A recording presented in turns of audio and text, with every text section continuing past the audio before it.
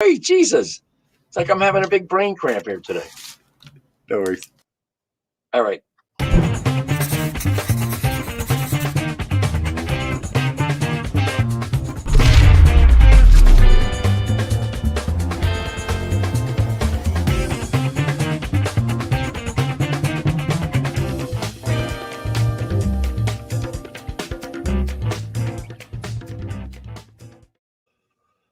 Well, hello again. Hope you're all having a magnificent day. This is Ken Ludwig, and this is the Vibrant Living Hour on New Thought Media Network.org. Hope everything is wonderful in your world. I'm coming to you today a few minutes late. I apologize for that. You got to get used to technology sometimes that isn't what you're used to and doesn't always go the way you plan, just the way it is, especially for a dinosaur like me, playing with the new technology with StreamYard. I thought I had it down pat today, and I left out a whole slew of stuff, and here we are 3 minutes late. But anyway, we're here. So again, I hope you're having a great day. I know I am. I live in Colorado, for those of you who don't know, and we have had like a couple of days of rain and cold. It's like it was 39 degrees a little bit earlier today, and it has been raining on and off, which is really very cool because in Colorado, we know without any question or doubt, there is no bad moisture. We don't care how it comes down. Snow, rain, sleet, hail, doesn't make any difference to us. Just give us some wet. It's all good. So hope it's nicer than this though where you are today. And I really am kind of over this late winter in spring, but it is what it is, I guess, So here we are today. We get I guess the first thing on the agenda should probably be the old back update. What's going on with Ken's back? So we've talked about the fact that I am experiencing some sciatica and I am experiencing some degenerative disc disease in my lower back, and what I'm doing about it. How am I going about remediating? How am I getting rid of the pain? How am I jumping into maybe doing something positive around restructuring whatever is degenerating in the back of my spine? So we covered a lot of this over the last several weeks, but I think it's important to bring you the updates because what I'm doing is very non-medical and very proactive. And I think I might have mentioned to you last week when I spoke to you from North Carolina that my doctor has told me in an audio conference that we did, that she thinks my positive attitude and my proactive stance on all of this will make the world of difference in how I deal with what's going on in my back. She said so many people, especially as we get a little older, things start to deteriorate a little maybe, and things are not the way we expected them to be or how we want them to be, or certainly not how they were 10, 20, 30 years ago. But things happen. We get older. That's just part of the game. It's part of how it works. And she said that a lot of people give up. Not so much give up, but they just give into it. And they're, all of a sudden, I've got monumental back pain, so I'm going to spend the rest of my life on the couch with the clicker and watch baseball games or whatever the hell people do when they sit on the couch and watch TV. But anyway, the positive attitude, I think, is an enormous piece of the puzzle. I don't like to keep repeating this, but because it seems to me like the more I say it, the more I am, I'm almost stepping into what I'm against, which is ageism. But I'm 70 years old. And at 70 years old, you have to be positive about the things that go wrong. There are hurdles. There are stumbling blocks.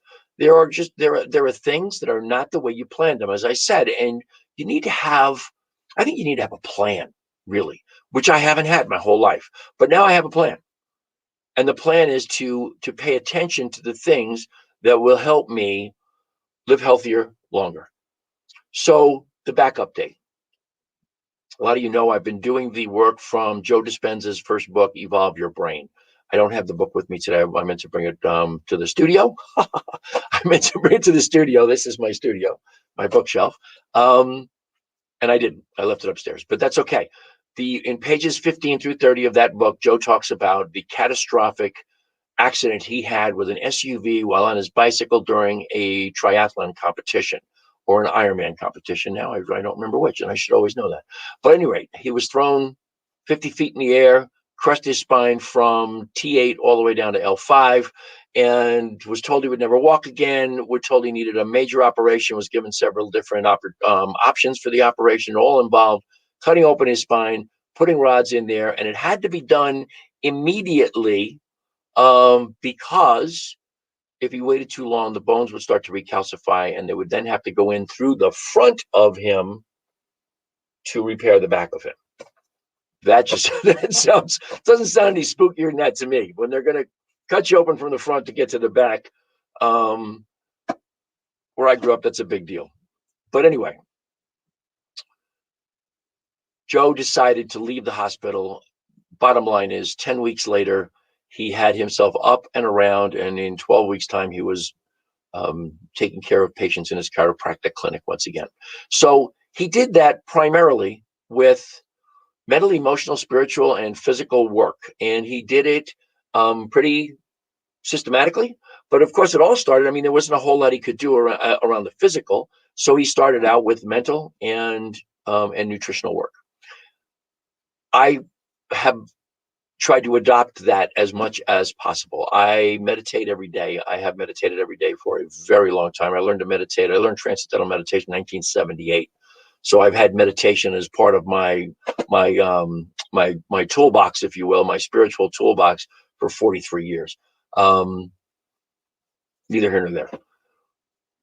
I added into my meditation a piece of it where I stop at each of those discs from L5 all the way up to L8, just T8. Coincidentally, that's pretty much where most of my issue is unfolding. So I go vertebrae by vertebrae and disc by disc, and I love each disc and love it as it rehydrates and regenerates. I also have one of the discs, L4, is forward about 8 millimeters, which is a little less than 3/8 of an inch. So I, in the loving and regeneration and rehydration of the disc between L4 and L5 and between L4 and L3, I also facilitate the movement of that disc, that vertebrae, back in position on those discs, that 3/8 of an inch that's out of whack. Been doing that since the very beginning of getting the diagnosis. The other thing that I've been doing, and I'm trying to be very conscious of this, is I'm not saying I have this or I have that. I'm not owning it. I'm experiencing some degenerative disc disease in my back. I am experiencing some sciatica. So the net result of the meditation thing has been a feeling of huge pain relief, but also I get a really serious sensation that I am restructuring my spine, that I am bringing the forces of the recuperative abilities of the human body to bear on this issue, and that I am healing this issue. I also have focused, of course, on the sciatic nerves, and I had an issue for about 1.5 years on the left side that went away, and then with this new issue in my lower back, the right side started to be very, very painful. And I literally could not pull my foot up across my right foot up across my left knee to put on a sock. It hurt so bad. So I was focusing on that as well. Absolutely, clearly made a difference with the mental work. The pain is a fraction of what it was. Now, also, we added into that, okay, if you remember, some physical stuff. I bought an inversion table, and I've said this a couple of times, best $200 I ever spent on anything medical in my life. It has a vibrating and a heat thing down the center of it. I got that. Truthfully, I don't need it. I don't think it's particularly necessary. It's not very effective. It's not very active, if you will. So I don't need that, but I use it. I use it because it's there. And I get a real sense of creating some distance between the vertebrae to just kind of lengthen the spine. A good friend of mine told me years ago, that's the main purpose of yoga, is to put space between your vertebrae.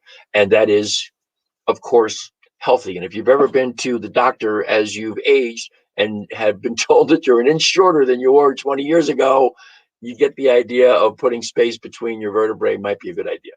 So I have the inversion table. So I hang in the inversion table upside down, but then I have a hanging bar over the stairwell in my outside my office here, and I hang right side up. So basically, I have gravity pulling on my body from both directions, depending on which way I'm hanging. That has been a tremendous benefit as well. I've been doing a lot of stretching, a lot of yoga. I mentioned to you last week when I was in North Carolina that I had slept on a hotel bed, and then I slept on the bed in the Airbnb, and I swear there might as well have been the same mattress because I had some real relief sleeping on those mattresses. Now, my wife and I have flipped our mattress here at home, but the truth is I have a Tempur-Pedic mattress from when they first started advertising Tempur-Pedic mattresses. They gave you a 20-year guarantee. Mine is in excess of 25 years old. And you know what? It doesn't owe me a darn thing, and it's time for it to go. So that's a piece I'm still working on. But without question, I came back from North Carolina feeling so good that sleeping on this older mattress has not had a negative influence on my back. Now today, I've also been doing a lot of walking, and I didn't bring I'll do it with an empty box here. Make believe this is full. I have been using my CBD. It has to get right in front of the camera, maybe. I've been using my CBD religiously, more than I ever have before, for the nerve pain in the sciatica. Like so many other things that CBD does, it's a miracle cure for so many things. But let me tell you, when it comes to nerve pain, it's not going to work for everybody, but it worked.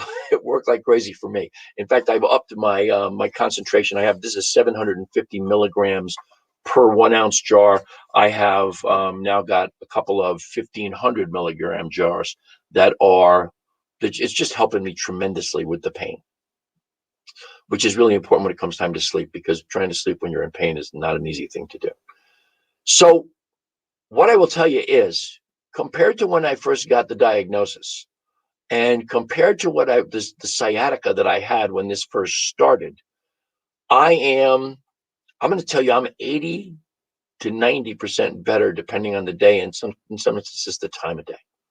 The topical cream that my doctor provided for me, which is an NSAID, a non-steroidal anti-inflammatory drug, it worked wonders for the pain in the beginning. Now I rarely use it once a day, and I haven't used it twice a day since I got back from North Carolina last week.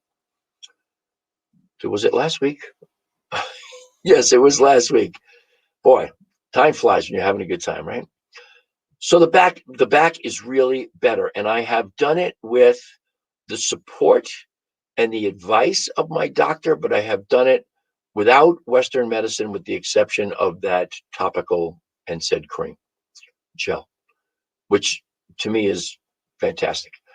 If you know anything about back surgeries, the option, if you can't get this if you can't right the ship and mitigate the pain on your own, the option is surgery. Back surgeries come with one real serious drawback.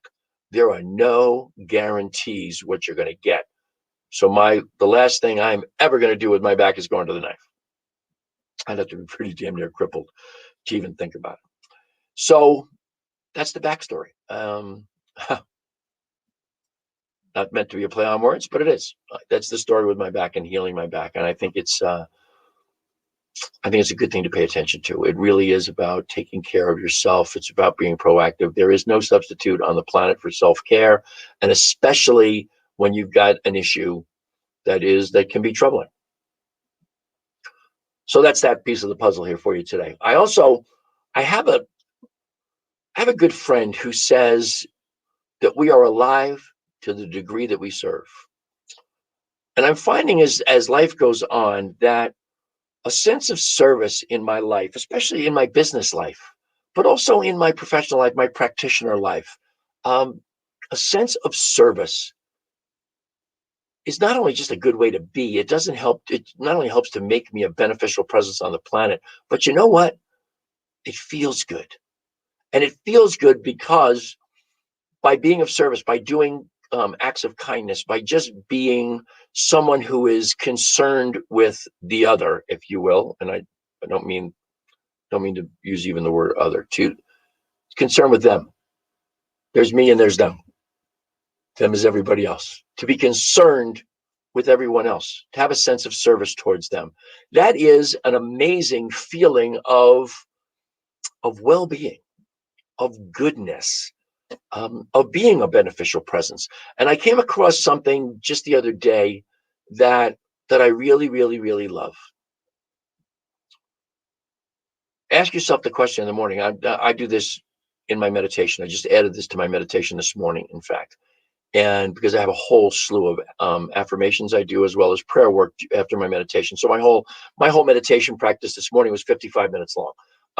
And I know exactly how long it is because I have a little meditative music that I play in the background that tells me how long it was playing. And I always started at 0.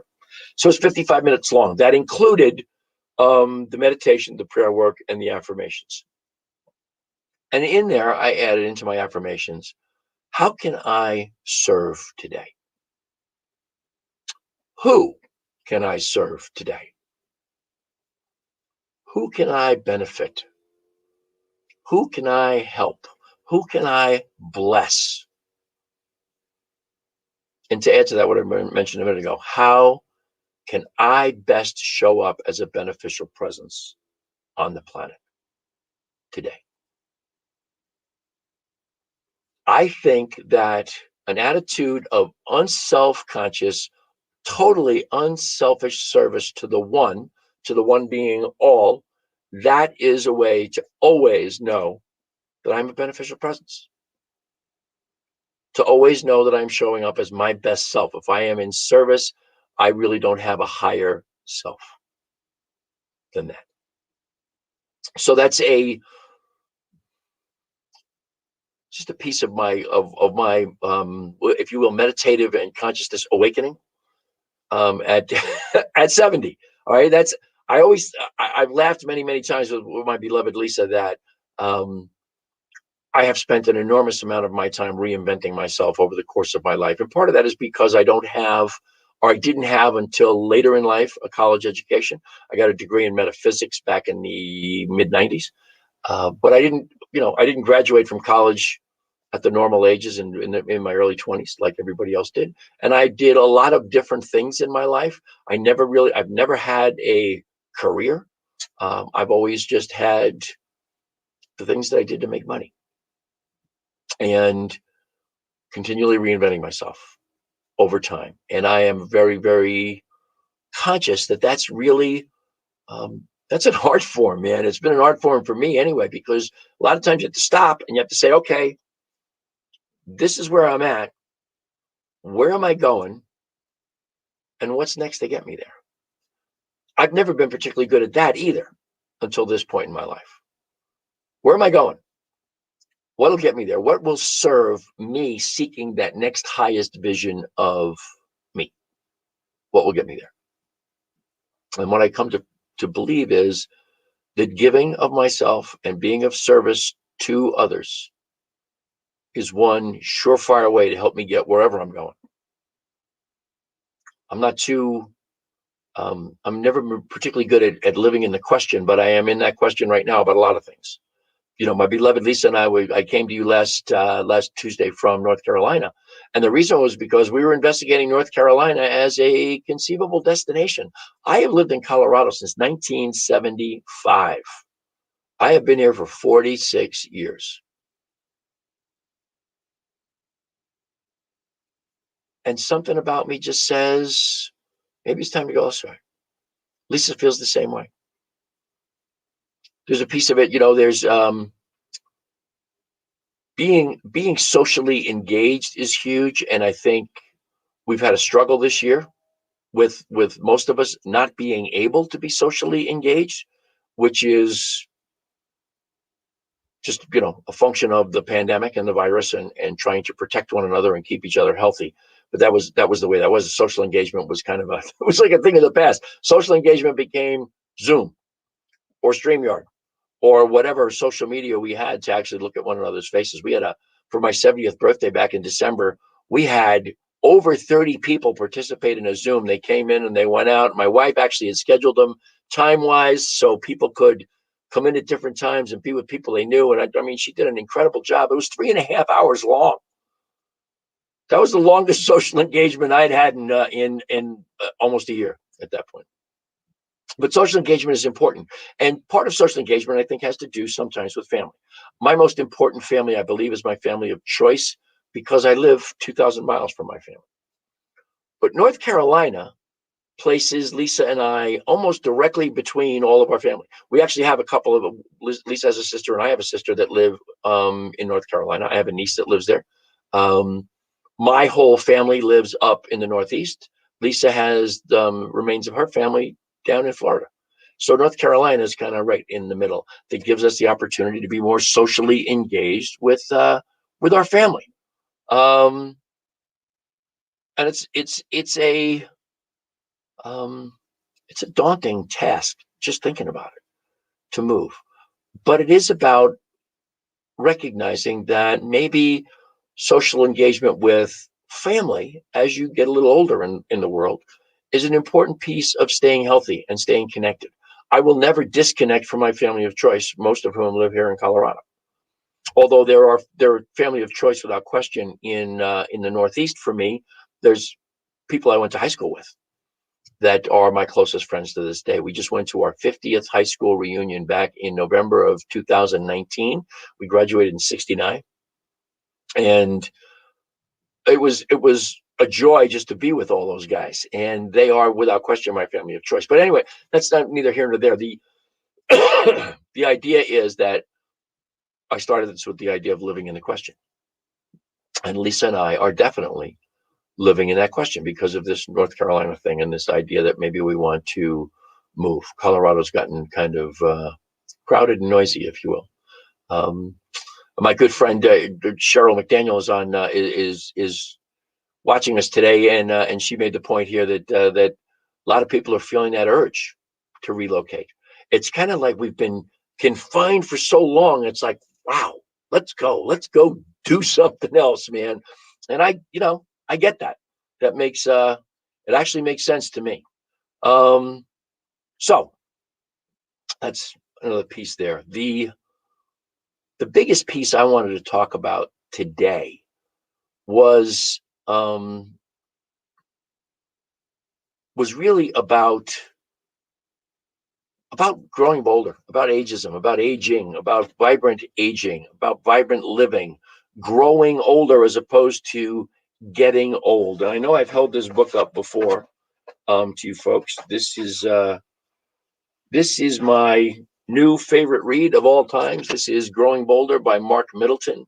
I would recommend this to everybody, and I don't care how old you are. I would just recommend this to you. Hang on here. I'm looking for something, and it's really funny. I have a mouse here, and I don't use a mouse at all. My wife hooked the mouse up for me so I wouldn't have to reach across to the screen while I'm doing the show, and of course, I'm just a creature of habit. I wanted to put this out there before I go any further here. This is a new email address for me. I am now I have a New Thought Media email address. It's just simply ken@ntmedia.org. It's down there on the bottom of the screen. It's on the crawl down at the bottom there. So please, if you want to reach out to me, you can. You can also still reach me at that other one we've been putting up for a while now, teamrocketnow@gmail.com. And you can reach me on my Facebook page. We had the wrong Facebook page up here. Because the show is Vibrant Living, we had Vibrant Living up as the Facebook page, but the Facebook page is actually Vibrant Aging. Please go there and like my page. I would love that. I'd love to connect with you there.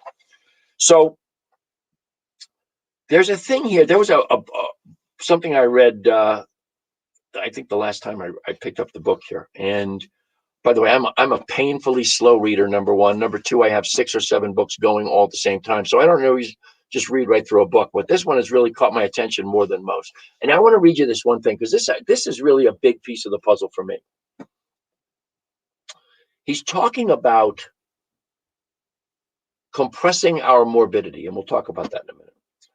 So how do we do it? How do we maximize our health span and delay the onset of chronic infirmity? How do we compress our morbidity? Regular exercise, good nutrition, plenty of sleep, reducing stress, and increasing social engagement have been found in countless studies to decrease blood sugar, increase muscle mass, lower blood pressure, improve cholesterol, lessen body fat, and dramatically improve nearly every other accepted health status indicator. You get a drink of water here.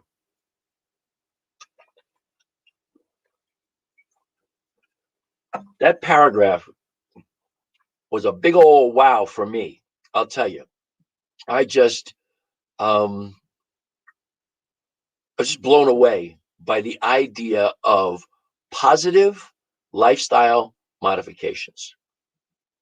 That's how we change whatever's going on in our journey of growing older, growing bolder. I think it has a lot to do with what I talked about early on here with the back update with my doctor talking about me being proactive. I think it has a lot to do with being proactive. Those are pretty general terms, right? Regular exercise, good nutrition, plenty of sleep, reducing stress. I think we should spend a minute here because I think it's important. When you talk about regular exercise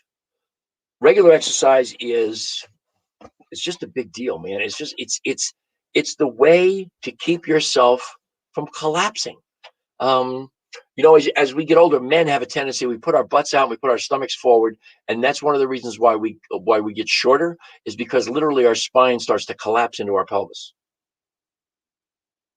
One of the ways you learn to stand up straight and keep your butt underneath you and your gut inside your belt is by regular exercise, by keeping your core strong. That's what keeps you upright. I've said that many times here.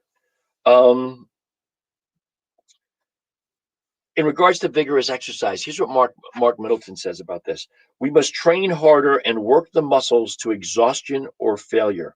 And we need to vary our training. Routine should be completely changed every 5 to 6 weeks. The reason there are so many injuries in sports is because of the enormous repetition, doing the same thing over and over again. The answer is to cross-train for multiple sports. Now, you get to be a certain age, you're not going to be cross-training. But whatever you do for exercise, you got to change it up. It's got to be different on a regular basis. Now, you know what? And athletes know this. Bodybuilders in particular know this, because your muscles tend to get used to what they're doing, and there's no change in them. They don't grow. Growing muscle, as I've told you in the past, is the single most surefire way to forestall the aging process is to continue to grow lean muscle on your body for the rest of your life. So exercise. Excuse me. I love what he says about exercise to fatigue or failure. Something I used to do when I was younger to build muscle was exercise to failure, which literally means if you're doing just regular presses, you exercise, you do presses until failure, till you can't do them anymore, till you're done. I do almost everything I do in sets of 3. Doing them in 3 sets. 3 sets of whatever the exercise is, depending. It could be 8 reps, 10 reps, 12 reps, 15 even, depending on what I'm doing. What I've learned is that last set, go to failure. Just go and just keep going. If you're doing a set of 8, that's fine. Just keep going to whatever it takes, 9, 12, 15, whatever it takes, so that you fail and can't do anymore on the last set. The other thing is important as we grow older, I believe, is use lighter weights. Do more reps, use lighter weights. Don't get confused with the idea that you're going to be Jack LaLanne or Mr. America, or, you don't need to build big muscles. You just need to build muscle. And then you need to do things for your core. Planks planks get all the buzz these days. You can do low planks where, you're on your elbows, or you can do high planks where you're in a push-up position. They say the low plank is better for you from a standpoint of stress and strain on your varying parts. I actually find that the low plank kind of bothers my shoulders a little more than the high plank does. But I try and do the plank for at least 50 to 100 long, deep breaths. I don't know how long that is, but I do it long, deep breaths. So I'm holding as long as I can. My focus right now is to increase the time because of what I'm experiencing in my lower back. I want to focus a lot of attention on keeping that core strong. The other thing I do is back extensions, which is, you lie face down on the floor, and you just lift your head up, and you lift it up with your by contracting your glutes and your abs and raising yourself off the floor. Those really, they help the back tremendously. You can do them. I do them right now because of what's going on, because I'm just getting started back doing them again. I haven't done them in a long time. I start with my hands actually clasped behind my back, but as you get better at it, you can put them behind your head, and just that it actually makes you weigh more. Okay, so it's increasing the weight that you're lifting up off the floor. And the other thing is a modified crunch that I've learned that I love, and I don't know if I can describe this to you. You're, of course, on your back. You put your right hand behind your head. Your left hand you put under the small of your back, flat on the mat that you're on, to support your lower back. You then take your right foot, and you plant it with your knee bent. You plant it on the floor, and your left leg is straight out. Now, when you lift yourself up off the floor, you're supporting yourself with that one arm behind your head. I think that was the left. and you contract, you lift up like just 2-3 inches off the floor is all you have to go. But as you're doing that, you press that leg that is bent, you press that into the floor. That also contracts your lower abs. So it's a great, great exercise. But that's just a core exercise. Regular exercise is the thing. And really, how many days a week should you exercise? You should only exercise on the days that you plan to eat. There you go. And do the best you can at hitting that number. The next thing is good nutrition. Good nutrition we've talked about a lot. Good nutrition is cutting back on the dairy, the grains, the meats, particularly red meat. You want to focus on plants, vegetables, and fruits. You want to be really, really focused in on organic, at the very least non-GMO. But regularly check the Dirty Dozen on the internet, because it changes. The Dirty Dozen will tell you the plants that are most sprayed with pesticides and weed killer. They get sprayed with weed killer if they are GMO, which is Roundup Ready, which means they can get sprayed with the most deadly weed killer on the planet, Roundup, and not kill the plant. It's just going to kill you if you eat the stuff that came off it. But that's a whole nother program. You want to focus on fruits and vegetables, as I said. You want to focus on organic. You can buy, what's the word? It's not commercially grown. It's traditionally grown. I think that might be right. Traditionally grown stuff. You can go to that if you make sure that they're in the cleanest dozen, not in the dirty dozen. You just want to make sure they're not sprayed with a bunch of chemicals. That's really the bottom line. That's good nutrition. You want to eat. This is something I'm trying to adopt myself. I do it fairly well a percentage of the time. Only eat until you're 80% full. There you go. Something your mommy told you way back when. I know my mommy told us all the time. Don't gulp your food. Chew your food 21 times. I have no idea where the heck my mother got the number 21, but that was the number times 21. Guess what? That's important. It's important. Digestion, first of all, starts in your mouth. So chewing gets the digestive process going. But chewing also gets the food in a condition to make it more easily digestible once it gets into your stomach. It also gives you the opportunity for your stomach to let your brain know that you're getting near full. If you're gulping your food down, that message never reaches your brain until you're stuffed. Chew and eat slowly. I don't know any other way to tell you that. Plenty of sleep. Here's a generalization for you. Plenty of sleep looks like whatever you need. And I think the piece that you should know is that it's recommended that you get 7 to 9 hours sleep. And that is depends on who you are. Okay. It really is. It differs for everybody. We all know people who get 4 and 5 hours sleep. Those people are really outliers.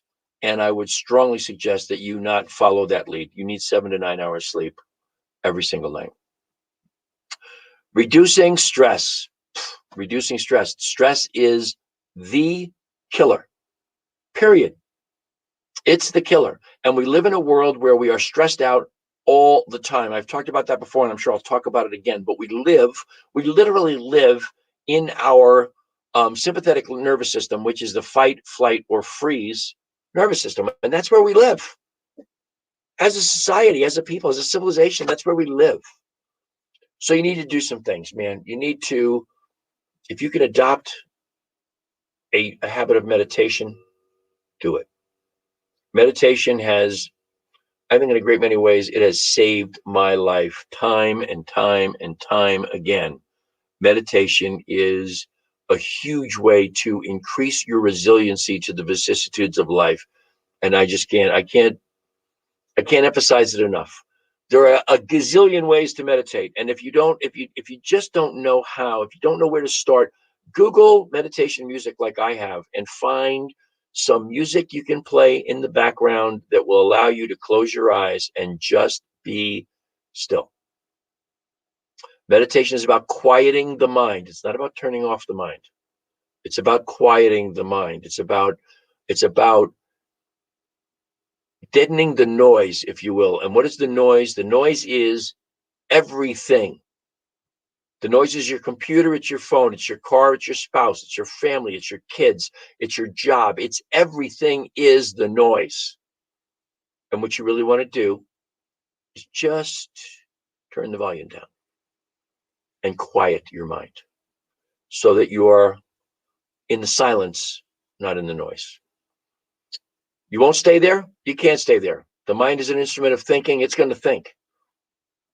But when you find yourself thinking, just go back to whatever you were doing for meditation. If whether you're using a mantra or music or just repeating the word love or om or ah, whatever it is, just do it. That'll reduce stress. When you find yourself pissed off in the middle of the day, just stop, get up, leave your desk, walk around the block once, or just take 3 long, deep breaths. Always remember, I've quoted Peter McWilliams' book many, many times, or the title of it anyway. You can't afford the luxury of a negative thought. Remember that every single negative thought not only upsets your apple cart, it makes you feel bad.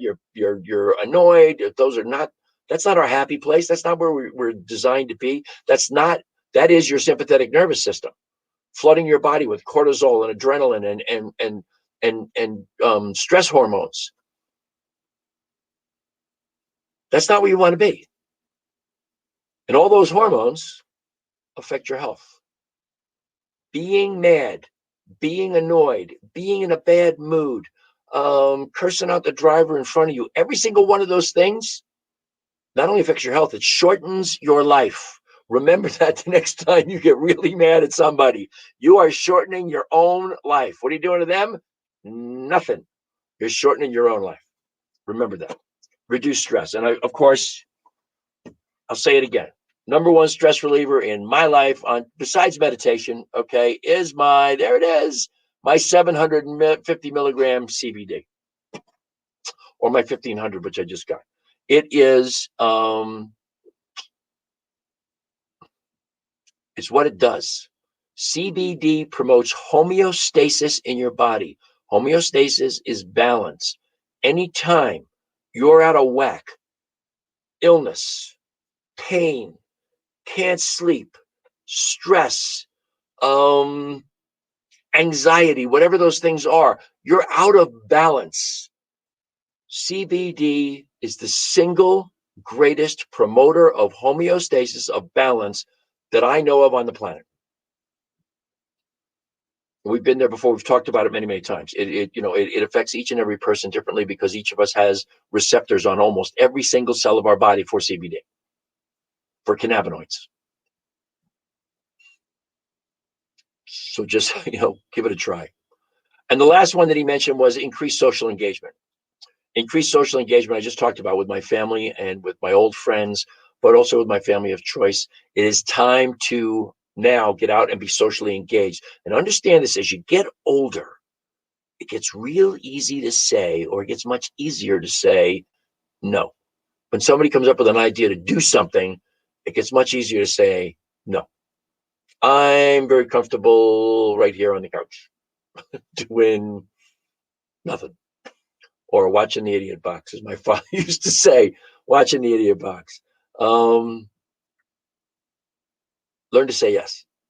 Just learn to say yes, especially if it's something new and different, especially if it's with people you haven't seen in a while. If it's a place you haven't been, if it's a restaurant you haven't been to in a while, tuck us up off the couch and go do something. Just go do it.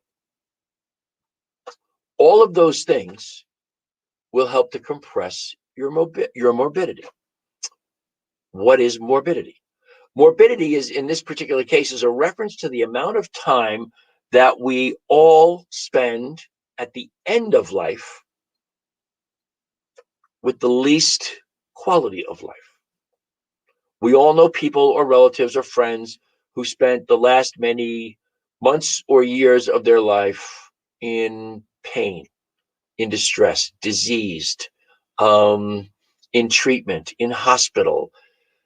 You get to be a certain age, and everybody who gets to be a certain age knows people who made one too many trips to the hospital because that last one was the last one. In this country, we spend an inordinate amount of time in distress at the end of our lives, in morbidity.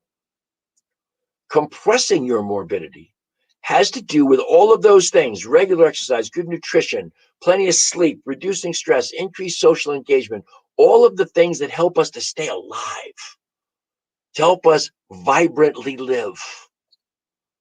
All of those things help to keep us alive. And if they keep us alive, and if we stay active, and if we say yes, and we do things, and we continue to do things, don't retire. If you retire, find something else to do. But don't just retire and go sit down with, let's not talk about TV. Maybe you sit down with a really great book. Get your butt up and go do something. Stay active, stay moving.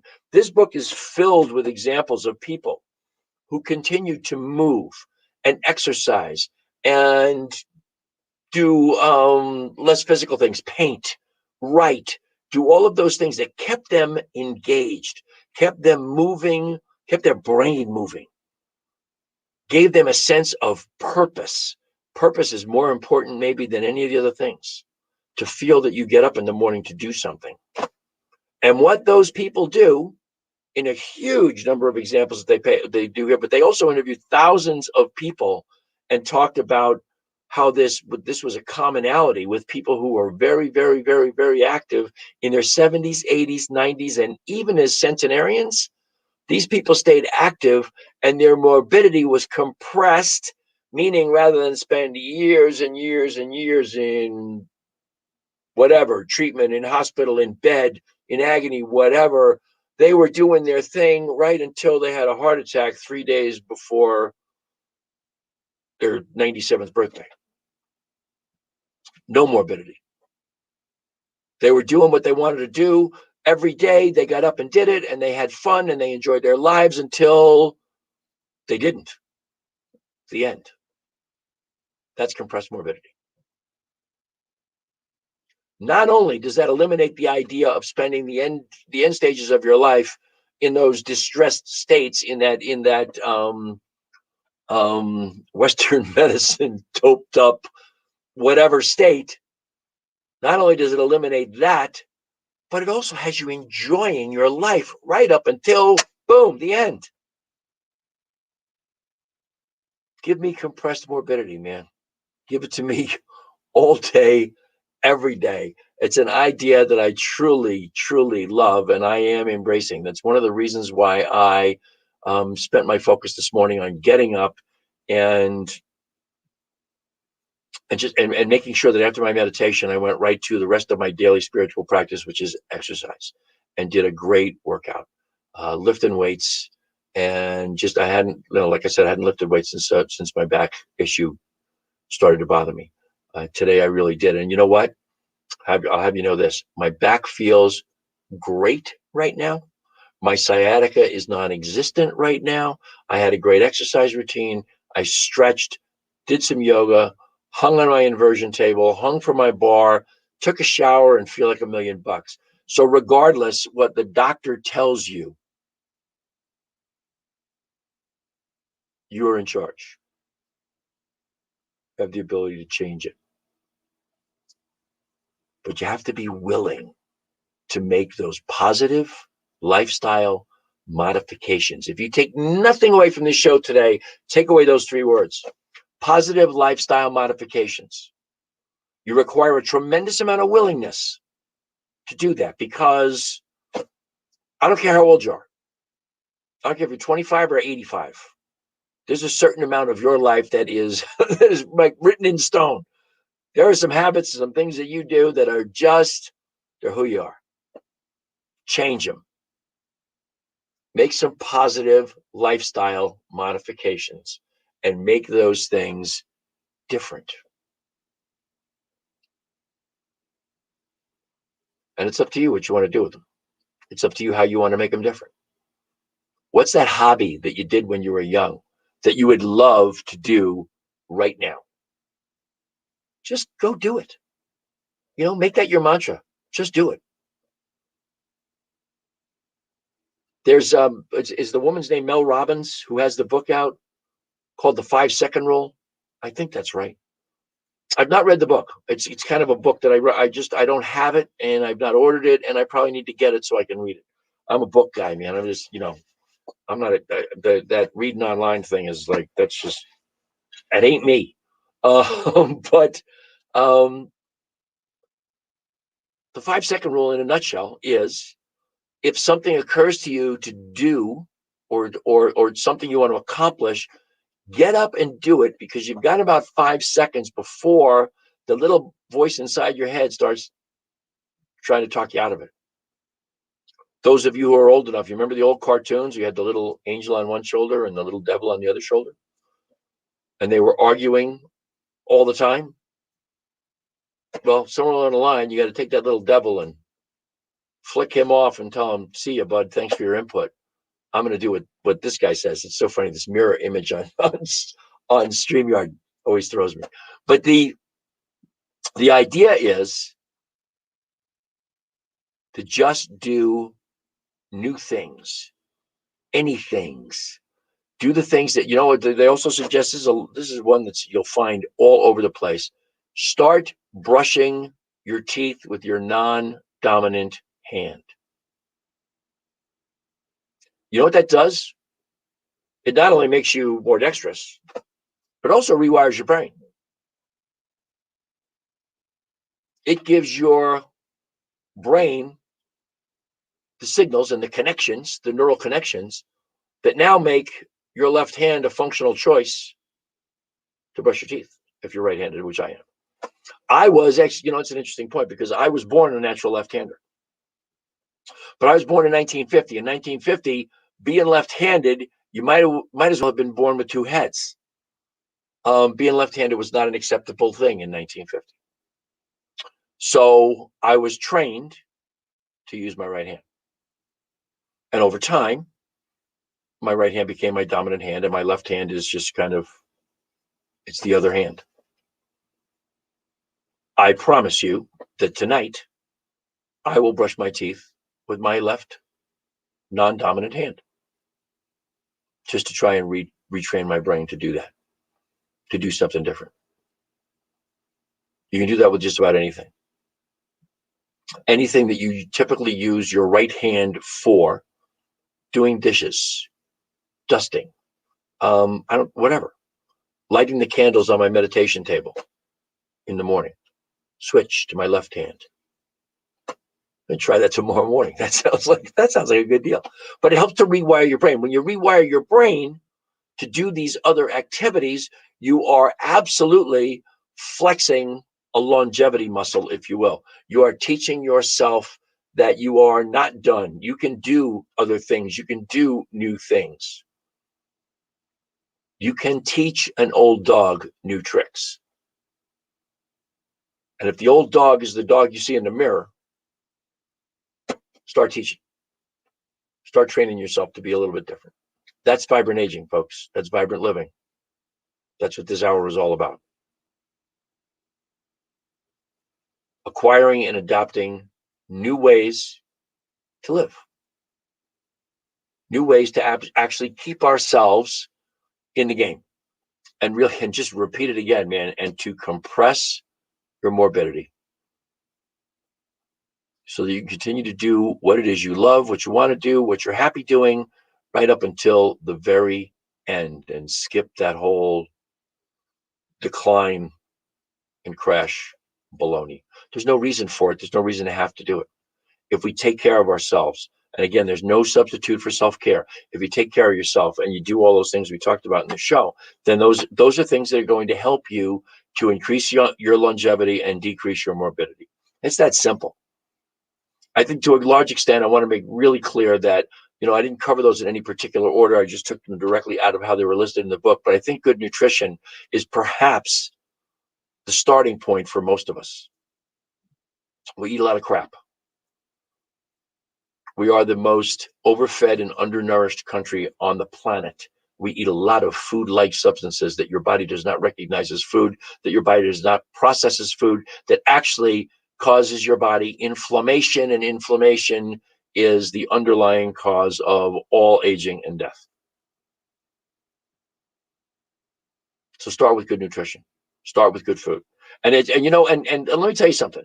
I've been direct selling to consumers nutritional products for the last 10 years, the last decade.